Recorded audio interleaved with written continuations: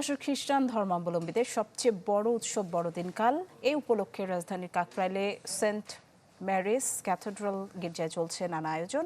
এ বিষয়ে আরো জানাতে আমাদের সাথে সরাসরি যুক্ত হচ্ছেন আদ্দিন সজীব। সজীব, আজকের দিনের আয়োজন কেমন দেখছেন এবং আগামীকালের প্রস্তুতির জন্য জানাতেন। নতুন এবং ফিরে আসা গ্রাহকদের জন্য নগদে চলছে ক্যাশব্যাক সহ প্রতিদিন হাজারো উপহার জেতার সুযোগ। হবে আশা আর ফেরা, সারপ্রাইজ সেরা। আজকে থেকেই মূলত তাদের যে আনুষ্ঠানিকতা সেটা শুরু হয়। আপনি জানেন যে এমন একটা রাতেই, অর্থাৎ গভীর রাতে তিনি জন্মগ্রহণ করেন, যে যীশু খ্রিস্ট, তারকে তারা স্মরণ করেন এবং সেই জন্মদিন উপলক্ষেই তারা নানা রকম আয়োজন করে থাকে। আজকে রাত 9টার দিকে একটা প্রার্থনা হওয়ার কথা রয়েছে এবং যে প্রার্থনার মাধ্যমেই মূলত এখানকার আনুষ্ঠানিকতাগুলো শুরু হয়ে যাবে এবং তারপরে দোয়া হবে।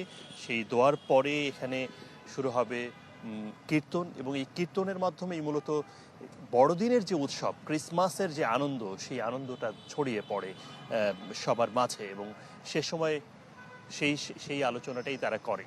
এবং আমরা এখানকার ফাদার যিনি রয়েছেন তার সঙ্গে কথা বলেছি, তিনিও জানিয়েছেন যে এখনো পর্যন্ত সেই উপস্থিতি না হলেও 9টার আগে বা 8টার পর থেকে 9টার মধ্যে প্রায় কয়েকশো যারা অনুসারী রয়েছেন তারা এখানে উপস্থিত হবেন এবং তারা এখানে সবাই প্রার্থনা করবেন এবং সেই প্রার্থনার পরেই মূলত এই আনুষ্ঠানিকতাগুলো শুরু হবে। তবে এর আগে আমরা এখানে যেটা দেখেছি, সেনাবাহিনীর সদস্যদের উপস্থিতি আমরা এখানে দেখেছি, পুলিশ সদস্যদের উপস্থিতি দেখেছি, র্যাব এবং গোয়েন্দা সদস্যদের উপস্থিতি আমরা এখানে দেখেছি, যে এই যে অনুষ্ঠান, এই যে উৎসব, সেই উৎসবকে কেন্দ্র করে যেন সেটা নির্বিঘ্নে হতে পারে সেজন্য যাবতীয় সব প্রস্তুতি এখানে সম্পন্ন করা হয়েছে।